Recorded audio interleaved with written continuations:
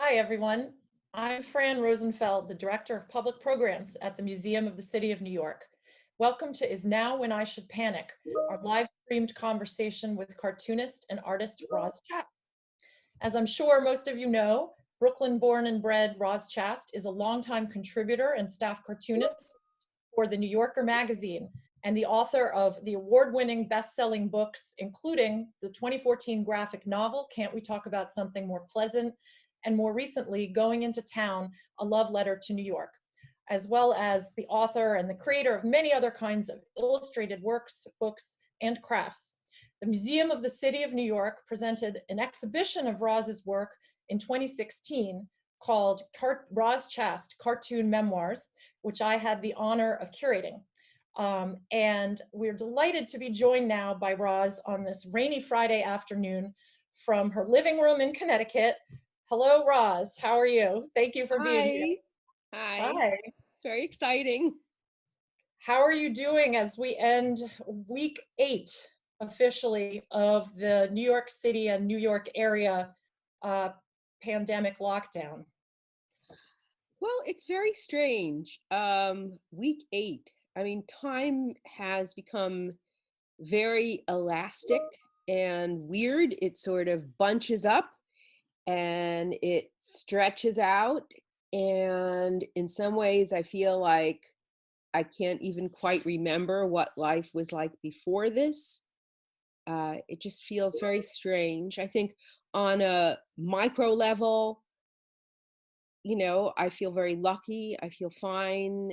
I'm healthy. The people I love are healthy. We have food in the refrigerator, stuff like that. On the macro level, I just try not to think about it. So, you know, Mhm. look a day ahead. Maybe that's it. Life was like before this. It just feels very strange. I think on a micro level, I feel very lucky. I feel fine. I'm healthy. The people I love are healthy. We have food in the refrigerator.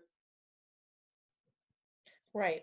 Um, well, I wonder, in some, of course, I'm sure your domestic life and your home life has changed considerably in the lockdown. I'm wondering, has your work life changed much? I mean, it's not like you went into an office every day and did your thing. What's it like as an artist and cartoonist to be working in the middle of this pandemic? It's a little strange. I feel a little bit, I think, uh, I don't know whether the word is adrift, but it just feels like this very strange in between period where uh, everything just feels very, I can't think of it. It's very hard to think of ideas that don't have to do with the pandemic. And it does, like sometimes I look at cartoons that I've done that took place like in a restaurant or in a diner or something, and it just seems like, oh, well, that was from another time. Um, so yeah, it's a little strange. And also some of my work involved traveling, and that's also out. But, on the Right. other hand, you're right. You I've never had to go to an office, so Right, but you used to be hitting the road all the time. Where, I mean, if you would probably be in California or Florida or Hawaii right now, right? If you weren't here, you do so many talks on the road. So that's changed quite a bit, I bet. yeah, yeah. I mean, that's totally out. Nobody is traveling, you Right, know. of course. Um, well, why don't we look at some of the most recent work that you've been doing and publishing in the New Yorker in the last 8 weeks. And I'm going to ask Julius, who's co-piloting this with me, to give me access to the slideshow, and we will scroll through That these sounds slides. great. Yeah. All right. Just waiting for them here. Okay. And okay. Okay. So I see the first one up. Oh yes, this is our title slide, right?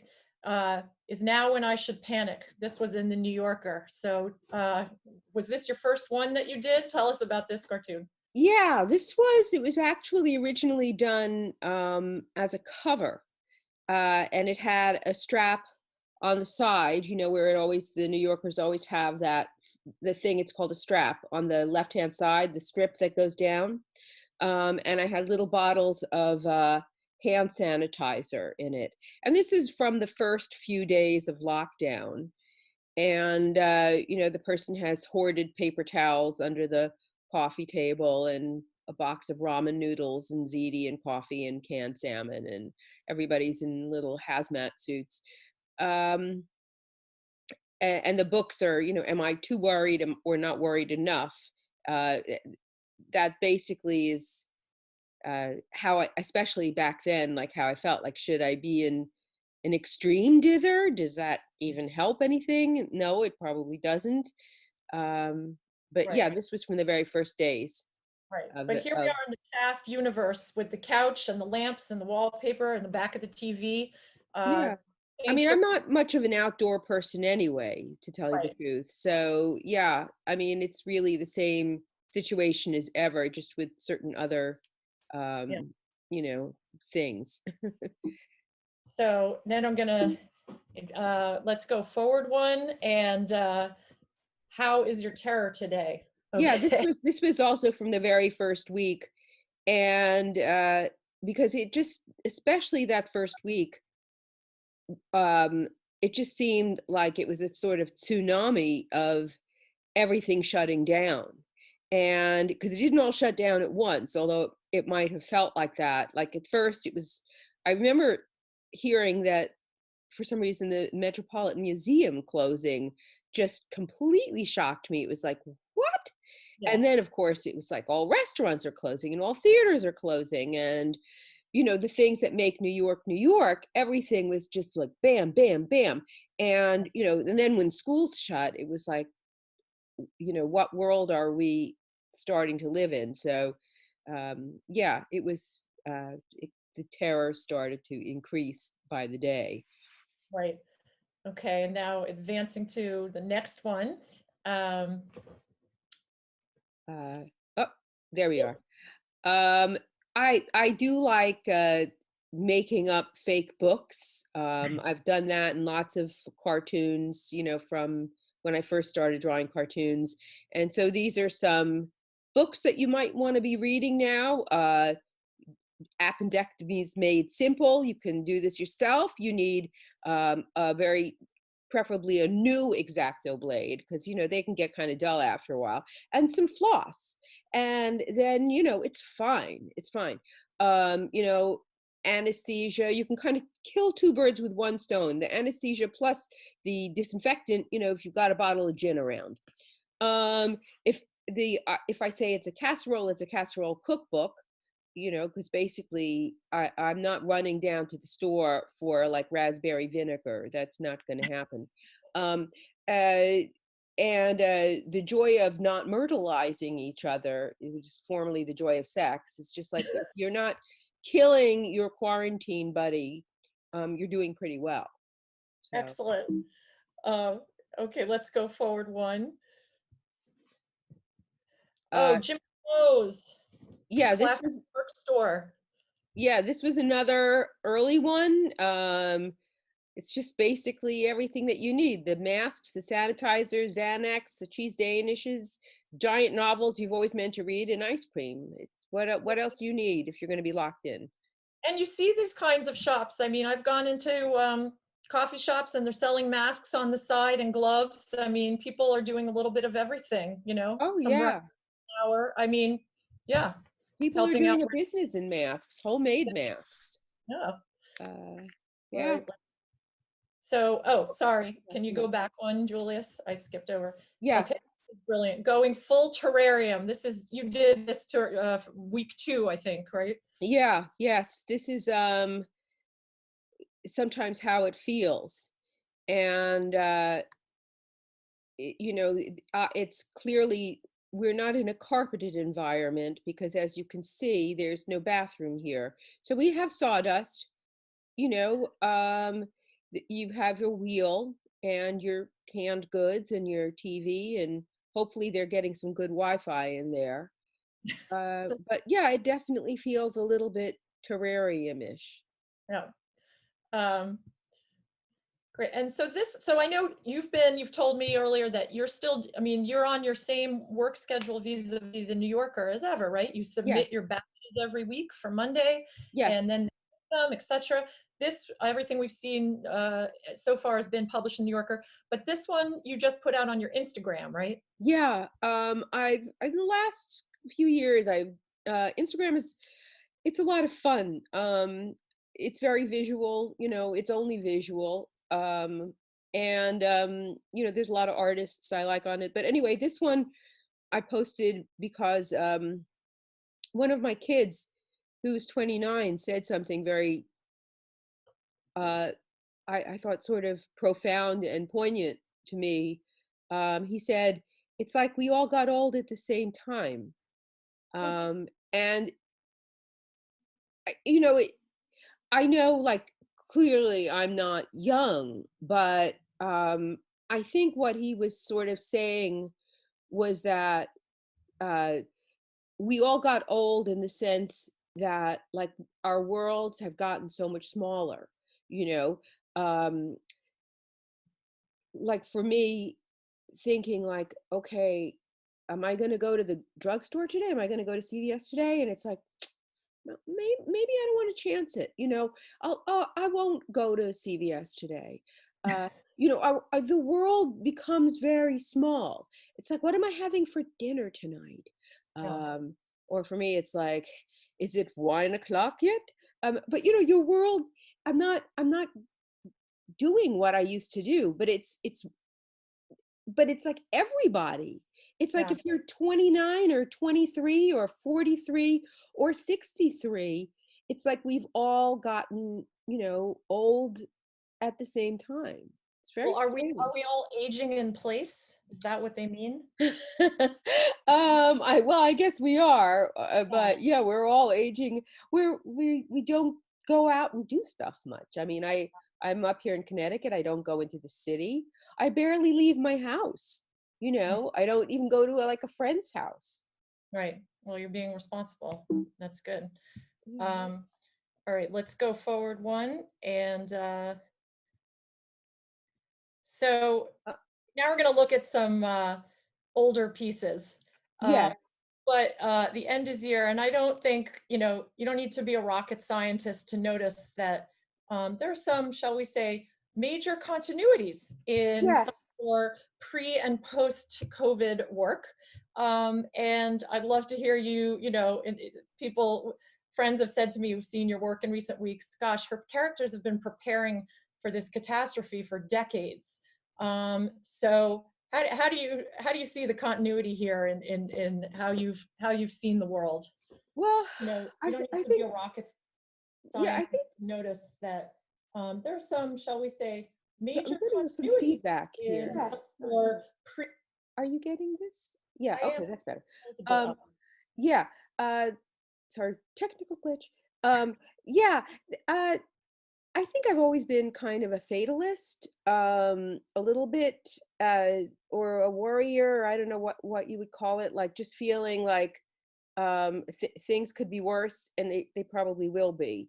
Um, you know, it, I I don't really have like the sunniest outlook on things. So yeah, this one, I do feel like disaster can happen at any second. And this probably has to do, it's nature and nurture. I mean, I had parents who, uh, oops, could we go back to the, Yeah, sorry. Can you go back one, Julius? uh, yeah, I mean, just um, growing up with parents who were like, don't dare be too happy because, if you're happy, something terrible is going to happen. But, my feeling is that whether you're happy or unhappy, something terrible is going to happen. So, but this one was for many, many years ago. And now we can go to the next one. Okay, Uh, go to the next one. yeah. Oh, This is another older one, Insomnia Jeopardy. Um, Ways in which people have wronged me, strange noises, diseases I probably have. I mean, I do worry too much about that. Money troubles. Why did I do or say that? And ideas for a screenplay. I mean, it just, I don't know how people don't worry about things like this, but apparently some people don't.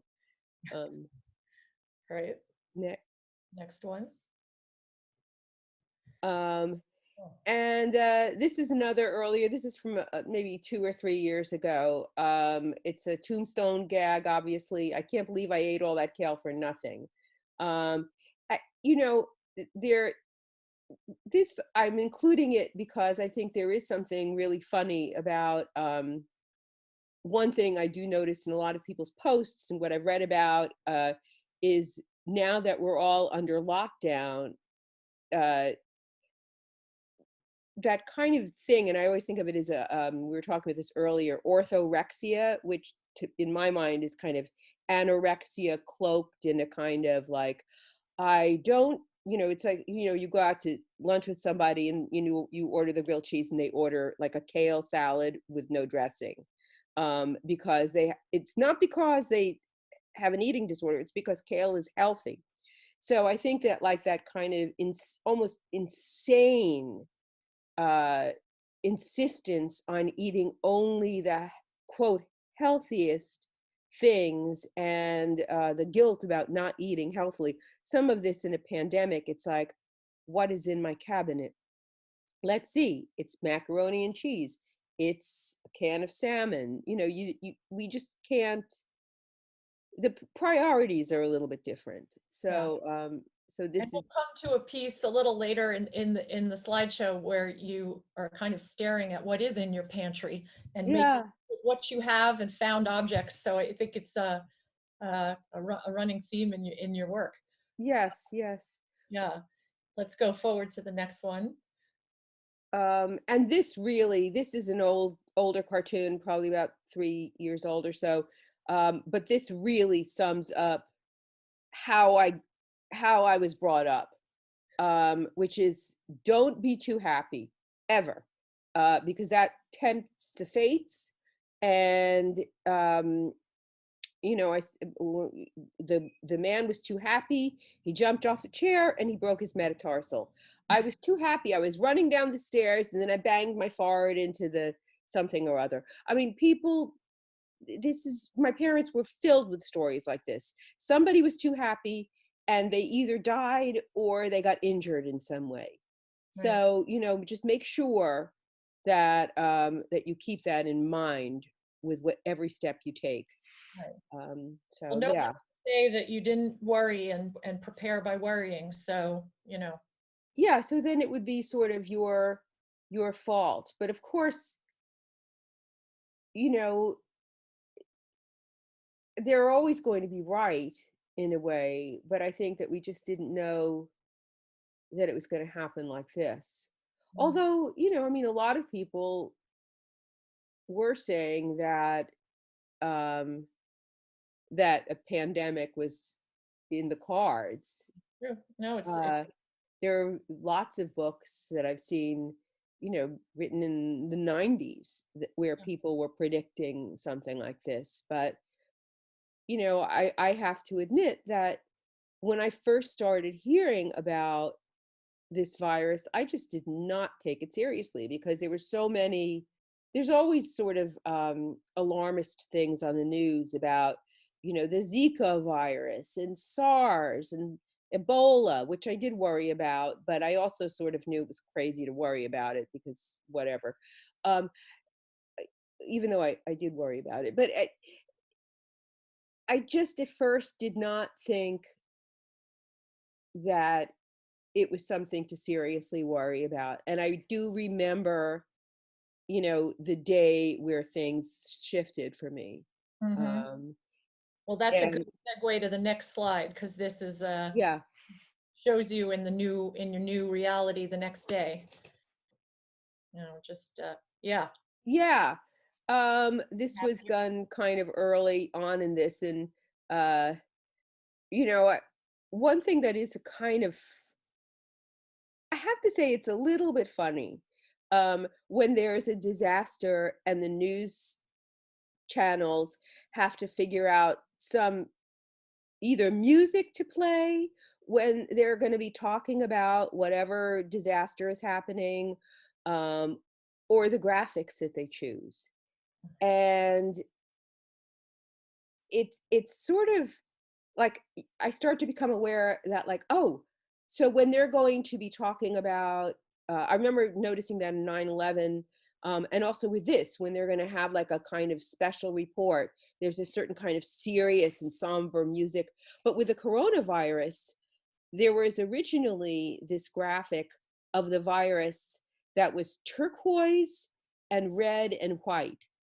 And I remember being very struck by just the visual representation of this thing and thinking, I really doubt that like the virus is those colors, you know?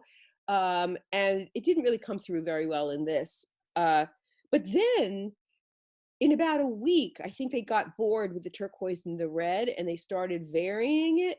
And a friend of mine and me, we were like sending each other pictures of like the new sort of like corona graphics that they would come out with. Like she would send me one where it was like the coronavirus was in yellow and like light green and light violet and pink. And it's like, look, here she is in her spring outfit. Um, it was just a little bit of sort of I guess sick humor, but anyway, so this is another Instagram drawing and it's a woman in her living room. And I was on one of these sites where you could design your own fabric or wallpaper or wrapping paper, and so I just put together a wallpaper of coronavirus uh, pictures. And you can kind of see, I did it on my iPad. You can kind of see that the outlet was in the original thing. So Oh, the yeah. outlet is part of the original photograph. It's too Right. boring to explain. But anyway, yeah. So this is a sort of horrible pattern, really. Yeah. Uh, Okay. okay. All right, let's go to the next one. So Um, I'm going to transition here because I think what's really striking to many of your readers and fans is that as the love that you have for New York. I mean, lots of people know that you know about maybe the nervous side of your point of view, but I think it bears, especially right now, if you go back to Going into Town from 2017, your book, and read this love letter to New York, it's almost unbearable because you share the things about New York that make it what it is, that are really suspended right now. And so I feel like you wrote this book for this moment, even if you didn't know it. And I wonder, could you talk us through some of these pages here? Here's your cover page, and then the next page, if you could scroll to, Julius, shows you. Yeah, the drawing in the middle of the cover is based on this. This is a picture of me with my mother. I'm about 3 or 4, so this is maybe like 1958, and we're in front of our local subway station, which was Newkirk Plaza. And I don't know how many sweaters I'm wearing under that coat, but I'm guessing about 4. Stuffed. It looks like my head is about to pop off into space. Um, and I love the signs behind it. But yeah, this photo is probably one of my first subway trips. It might have been my first subway trip, which is why my father took the picture. I don't know. But the signs are like, buy tokens at your leisure, which Right. makes no sense. It's what? It's somebody else's leisure? Yeah, I don't know. Insert dimes and nickels. I think it was 15 cents. Oh, wow. Yeah. Let's go forward. Oh, that's Uh, a great one. and yeah, the book really was a love letter to New York. And there are aspects of New York that I love so much that I have not found any other place. And it says here, for some reason, I've always preferred cities to nature, which is true. I'm interested in the person made. I like to watch and eavesdrop on people, and I really like density of visual information. And that's what makes New York so unique. Most cities, they might have a city sort of center, but not really, because most cities can just spread out into nothingville. You know, they don't really have a perimeter the way New York does. It just can't spread. So it just becomes denser and denser and denser, which is, of course, why one of the reasons why it spread so easily in New York. Right, Uh, right. Uh, let's go to the next one. Uh, Um, in Manhattan, every food, ethnicity, preference, aversion, allergy, craving, fad, or combination of the above is represented. If you can't find what you want to eat here, maybe you don't like food. So it's just, it's just all of the crazy restaurants, and they're like built jammed up next to each other, and you might even not even notice a restaurant in your neighborhood for a long time, or you might see it, or then just suddenly become aware of it, and it's like, okay, that is a Portuguese, Japanese, gluten-free restaurant, and I guess I should really check that out. Um, but of course, this is now, it just seems from another. We have International House of Rabbit, Eat Like a Caveman, uh, Betty's White Chocolate Boutique. yeah. It Are you worried about what's gonna, I mean, you I know, worry. This is what I restaurants, what's gonna happen? What is happening to these small restaurants? I wonder, of all the places that you love in New York, like who's open right now doing to go and delivery, who's shuttered, who's working, who's not. That's such a huge unknown. I guess, It's so terrible. I mean, the two times that I've had like major weeping jags about this, like major ones, have been about what's going to happen in New York, and whether, how it's going to affect my city, my hometown, and it's very scary. It's yeah. very scary. So Let's go to the next one. Oh yeah, so these two panels together, you want to read them for us? It's just, sure. Because we're still on the restaurant topic. My default restaurant is the coffee shop, also sometimes called the diner. Why? Because if you stick to basics like grilled cheese or eggs, you cannot go too wrong. Sure, a daredevil might order sushi enchiladas, but that doesn't mean you have to. And here's this guy at the counter, and he's saying pheasant under glass. Maybe I'll try that. And this, I did love on SNL, they did a sketch about a guy who ordered, this was done 2 years before that, but they did one about a guy who orders lobster at the diner. And it oh was God. just one of my favorite. It's like, Yeah. who does that? Well, You don't order those things. some diners have signs from the old days that say seafood and cocktails. And Yeah. once in a blue moon, someone takes that seriously and orders a lobster and a martini at a diner. But Ooh, we won't talk about whoa. that. Let's go to Okay. the next one. Yeah. Oh, Um, and okay. this is still on the diner theme. It's many diners, coffee shops are open 24 hours a day, 7 days a week. You won't be the only person who needs some French toast at 4 a.m. And if you are, nobody cares. I mean, this is another aspect of New York, and especially diners, that I love so much, that if you are a person who's sort of not exactly antisocial, but sometimes you just kind of want to be by yourself, it's a way to be by yourself and also be with other people. And that's also why I love diners. Yeah.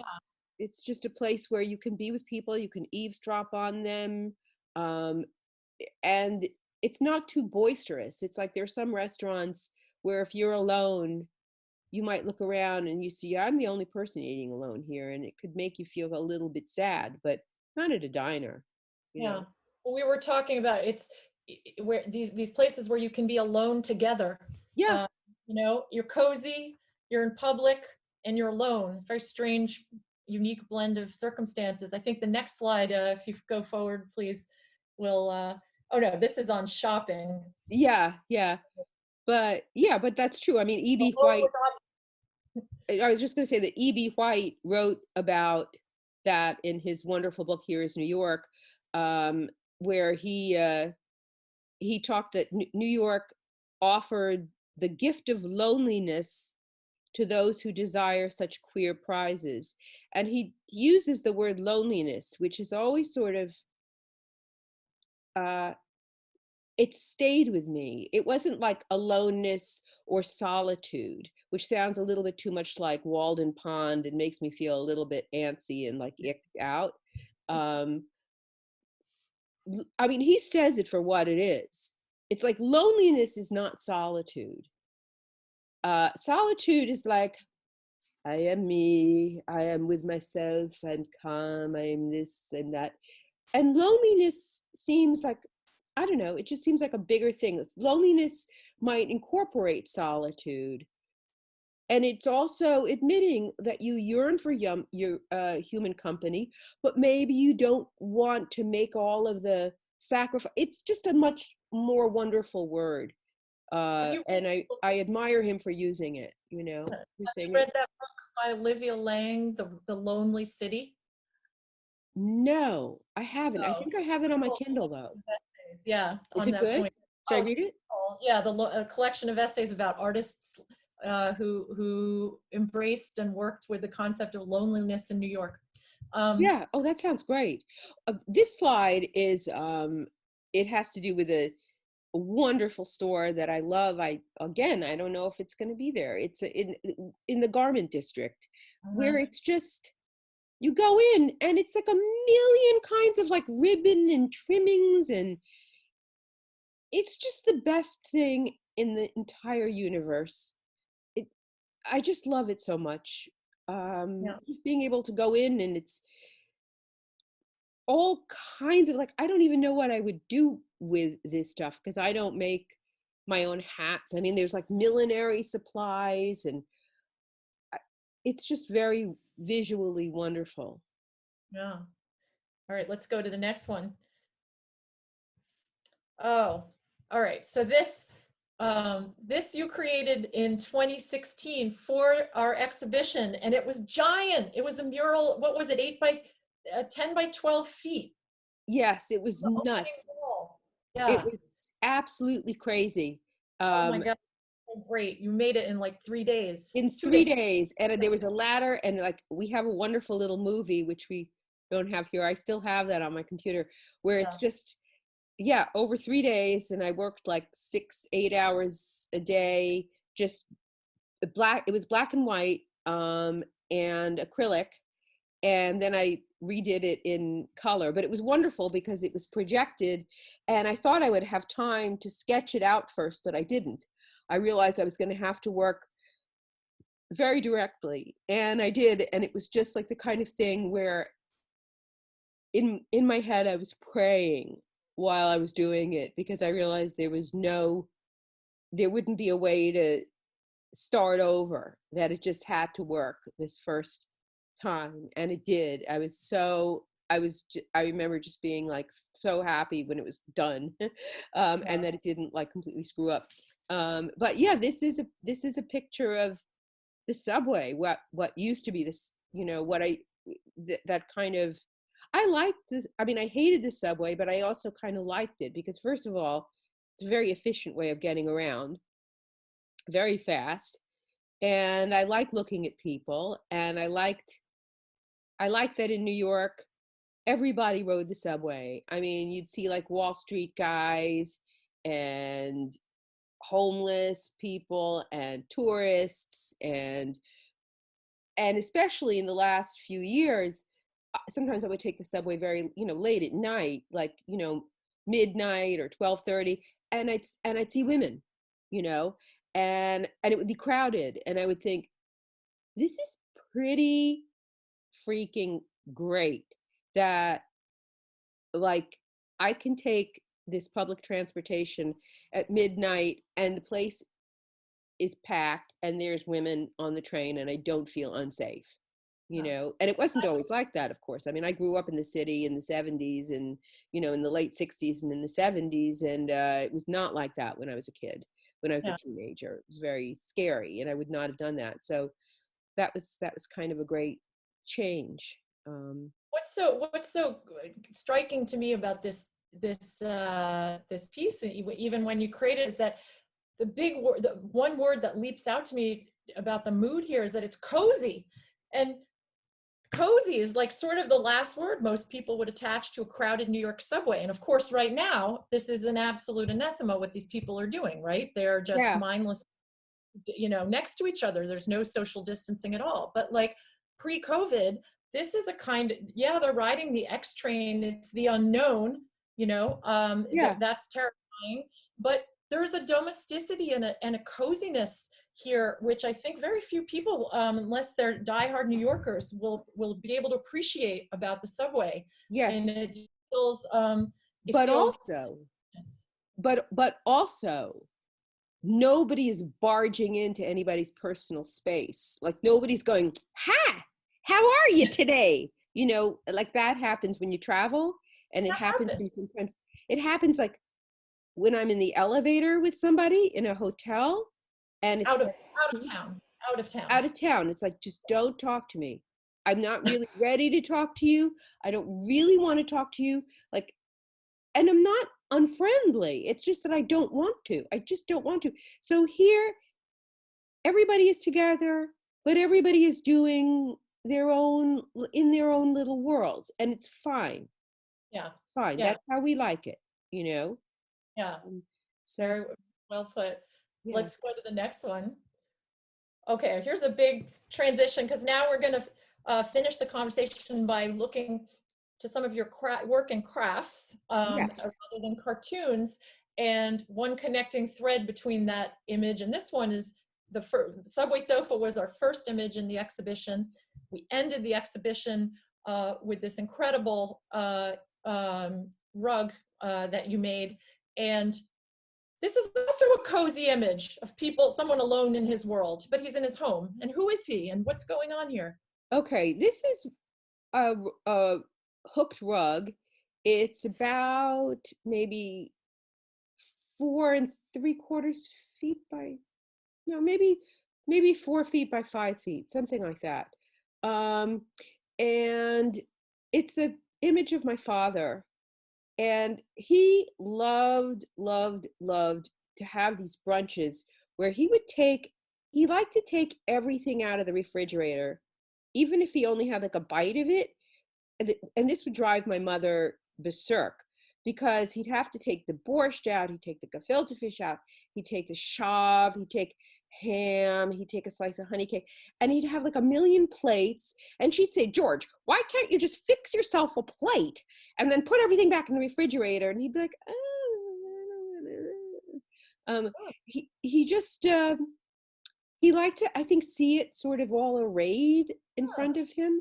And there were certain foods that I never saw anybody else eat, like chav. And chav it's actually, I think it's called buffalo grass, and it is something that is from the old country, like from Russia.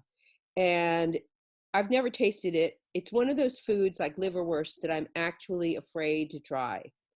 Um, Yeah. I just don't even want to think about it, because when he would eat it, he'd pour the chav in a bowl, and then he'd put in like a spoonful of sour cream or cottage cheese and sort of stir it around, and it looked like mucus or snot. It just, like when I was a kid, it would almost make me feel faint with nausea.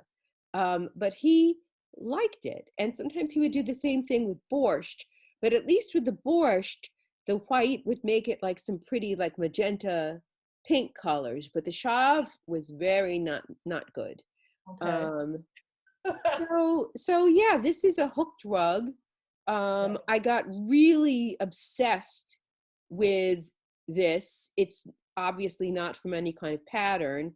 What it is a piece of burlap, and you stretch the burlap on a frame, and then there are these thin strips of wool, different types of pieces of wool that you cut into these strips with a tool called a strip slitter. And then you have a tool where you push the loops up through the holes in the burlap. And it really started with, pioneer American women who, it was a way of recycling clothes that could no longer be patched. Uh-huh. So it has nothing to do with those like latch hook kits. Right. Totally different tool, totally different technique. And the pressure of the loops is what keeps the strips in. So yeah, I got very, very, very obsessed. I love all the colors and how fun. It's very satisfying. So let's look at the next one. And this, now we're moving into, you're now getting really obsessed with embroidery, right? This Yes. piece is this is a family self-portrait. Can you read the quote Yes. for us? Tell us about it. This is embroidery. This is embroidery. It's hand embroidery. And this is a few years ago. I had learned how to do embroidery when I was in 6th grade. I had a 6th grade teacher who taught the class how to embroider, and boys and girls had to learn. And we did a map of the United States. And I hadn't done any real embroidery until a few years ago when I picked it up again. So, many decades passed.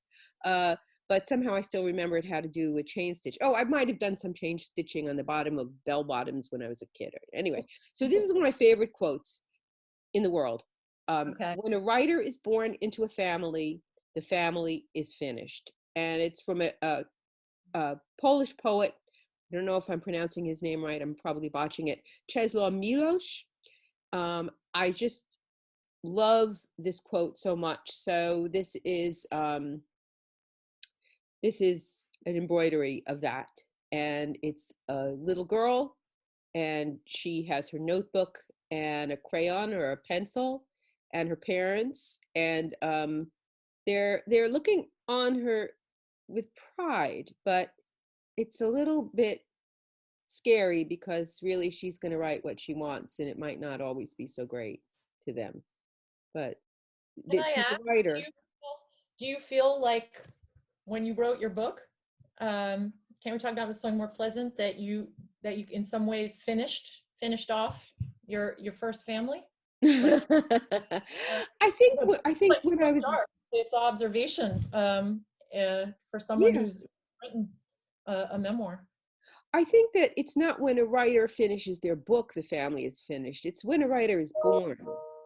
So, Uh-huh. it's not like everything was great and then a person writes something and then they're finished. It's like, no, when a writer is born, the family is finished. It's pretty dark. Pretty dark. Yeah. Yeah. Oh, Yeah. but But that's yeah, I mean, but then otherwise everything would be, Hallmark cards or writing or not saying anything true, Mhm. just kind of, if you want that, go and buy a card or I don't know what, watch one of those, a sitcom, you know. Mhm. So Yeah. I think it's a pretty accurate description.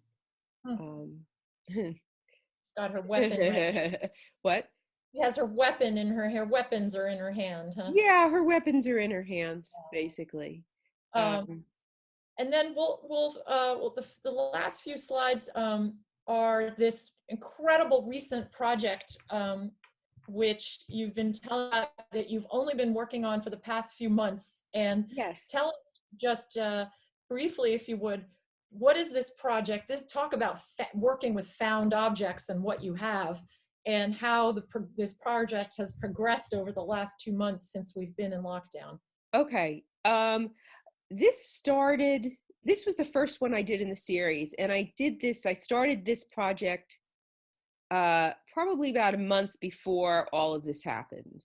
And what it is I had this book of fabric samples that, like an upholstery store or a place that makes curtains, when a company stops making fabric and the book gets discarded, there's in my town that store would put the fabric sample books out, and just with a sign that says free, So I took this one home, and for me, I like when a project has parameters. I mean, I don't want anybody to tell me like, just do whatever you want to do. That is almost like terror to me. I make up like a game. So the game for me is that I took fabric samples, I would cut out carefully, and then a piece of fabric from this book. And the game was I had to somehow be inspired by the image on that fabric to Okay. create some image that had to do with what was on the fabric to begin with. So this was the first one I did. This is floating down because it looked to me like this these flowers, these white sort of drawings of flowers, which are kind of lovely, are just sort of drifting down if you held up the fabric vertically. And so I imagined all these people sort of floating down along with the flowers, the drawings of the flowers. So that And was they the look first one. very carefree and pre-pandemic, as Yes, does they're very, very go on to pre-pandemic. Um, yeah, if you go to the next one. the next one. Yeah, Yeah, there. there we are. Oh yes. This is another one. This is the second one I did. Colors, I'm sorry that I probably overexposed it or something, but this is, I experimented, I grafted two pieces of fabric together.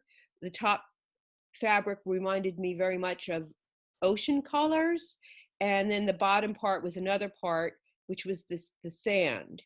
And so, I have this woman sort of standing in the ocean, and it's mostly chain stitch, but there's some other stitches in there, and it's called Seaside.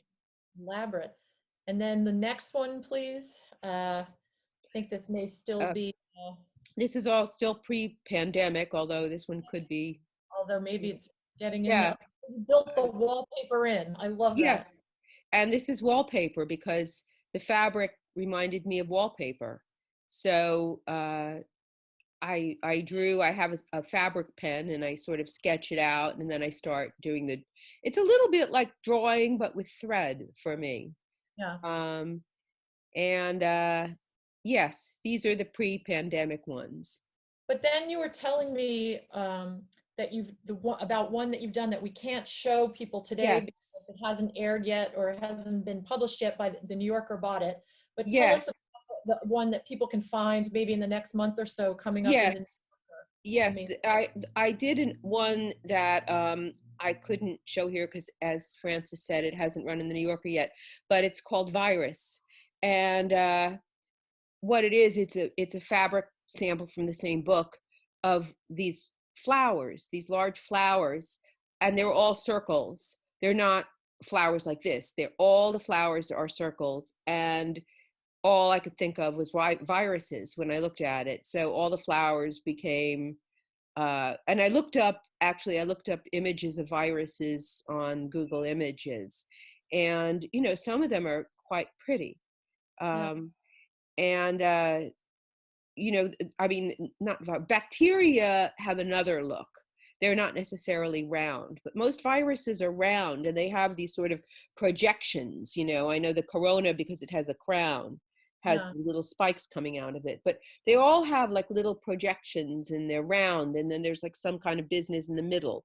So that's what that one is. Yeah. And Um, it's beautiful. I mean, I guess the virus, it's flora and fauna. So that's what you showed. And then yeah, the next one, where we'll end the slideshow, if we could go to the next, oh no, this no, one there's more, another one after this. staring One more after. at your pantry, what's on the shelves, huh? Yeah, this is this one, the fabric suggested shelves to me. And yeah, I guess I should have well, the upper left-hand corner, that is it is soap. So maybe like we could incorporate that, because we're supposed to, I've been sprinkling Ajax on all, because disinfectant, as Yeah. Trump said, we should maybe try disinfectant. Oh, good. Oh, you're taking that advice. Yes. I've been sprinkling Ajax on everything that I cook, That woman. because maybe, who knows, it'll kill the virus. So, it's caused some stomach upset with me and my husband, but it's worth it, don't you think? I hope And then everybody knows I'm freaking kidding. Um, uh, move to the last one, yes. which And the is last one, this one is in progress. And you can incredible. see the upper right hand corner still has my needle in it. Yeah. And yeah, so I was looking at this piece of fabric, and I didn't know what it was. And I was kind of looking at it and looking at it and looking at it. And then I realized, oh my God, it's a window. Of course, it's a window. And the white part, the white cross thing, you can see that will not have any kind of stitching on it. I'm going to leave that bare, because that's part of the game, is so yeah, so that's what this is. This is what I've been obsessed with, and I'm looking forward to working on it more tonight. I listen to books while while I stitch, and it takes my mind off things.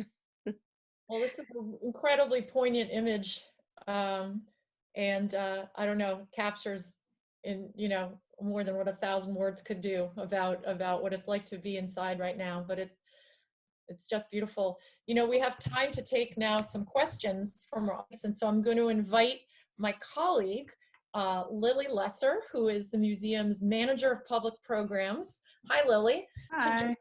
Hi. Uh, Lily is she selected some of the questions the audience has posed to us to Roz on Facebook Live, and Lily can share some questions. Okay, so the first question is from Karen, and she asked, what do you miss most? And I just elaborated that a little bit and was curious what you miss most in New York City and where you would go if you could go anywhere right now in the city. I miss my neighborhood. I miss the Upper West Side like crazy. I miss not thinking about all of this, this sort of carefree, what I didn't even think of as carefree. I just thought of it as normal life, being able to go into a diner and have, a grilled cheese sandwich and not even think about it. I miss being able to walk around and go into stores and pick things up and put them down and not feel like I was shedding virus or that somebody else has shed virus. That's what I miss, We have another question from Jill, and she was curious if you are quarantining with your pets and if they were inspiring you at all. Oh yeah, I have birds and I'm quarantining with them. And I wish I could say they were, but they really do not know anything about this whole situation.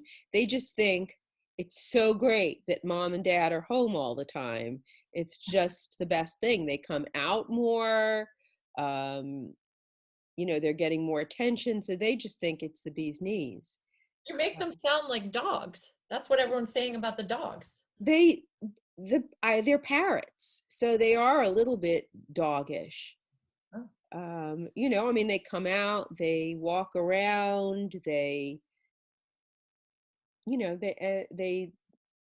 they're a little bit doggish in a way, yeah. So We had another question from Susan, and she was curious if your comfort in drawing and writing about death is helpful now, or if it kind of produces more worry in your work. yes.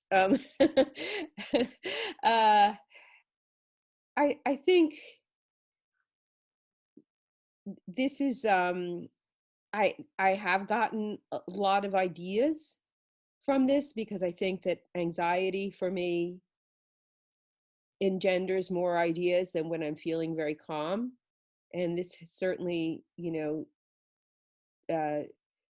tipped into a lot of my anxieties about everything and illness and symptoms and all of that stuff. Uh, so I don't know if I'm less or more comfortable, but definitely this. I'm not finding it hard to get ideas. I find it hard to get ideas about things that don't have to do with this. You know. And then Libby was wondering what your hopes and fears are for the future of New York City. Oh, my hopes. My God, my hope is that we get back to living our normal, misanthropic, complaining lives. And my fear is that we won't.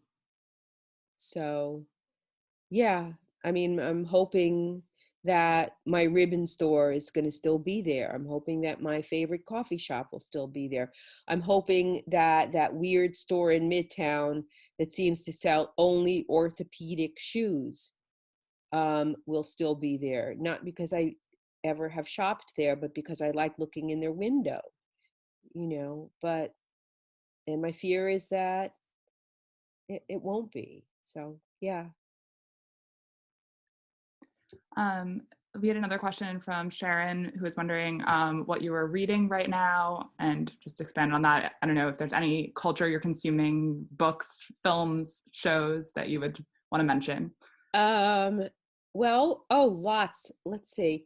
I have I'm in a couple of book groups. We just finished Death in Venice, which of course is kind of relevant.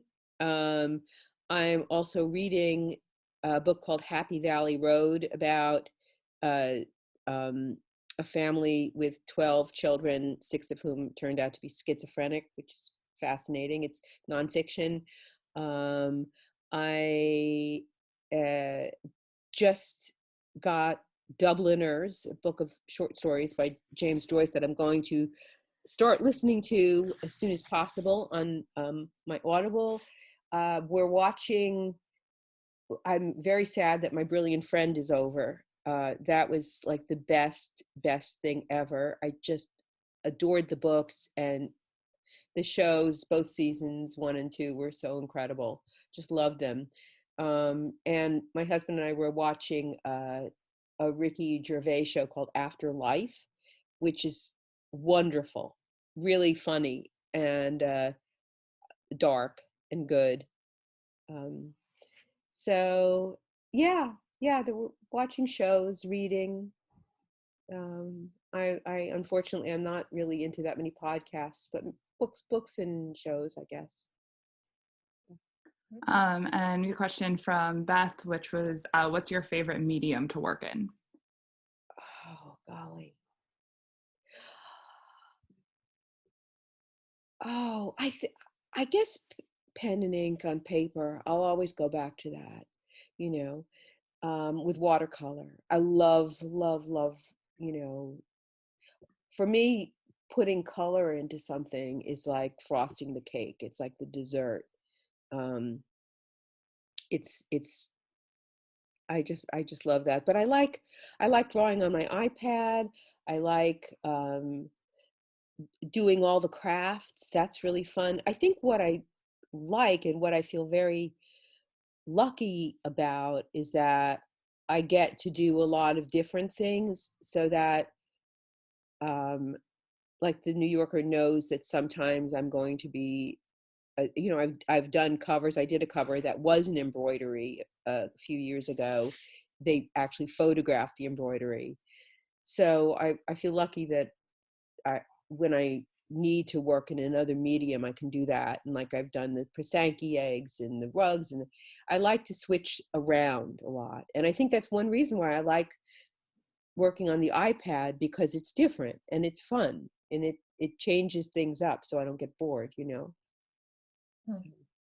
Yeah. I think we have just about run out of our time. But Roz, I want to thank you for most enjoyable conversation, sharing your time with us and our audience. And we look forward to continuing to read and see your work and see you on the other side of this. Thank you also to the whole MCNY team, especially Lily Lesser and Julius Quito for co-piloting. And finally, I wanted to ask everyone, please join us again next week. We have a program on Wednesday, May 11th at 6:30 p.m. with the Brooklyn-born superstar speculative fiction writer N.K. Jemisin. She's going to be in conversation with her friend Whitney Hugh, a Sunset Park activist. And they'll be talking about her N.K. Jemisin's new novel, The City We Became. That's next Wednesday. And then on May 21st, please join us for Curator from the Couch with our curator of photography and prints, Sean Corcoran. So for now, thank you again, Roz. Thank you again, everyone. Stay safe.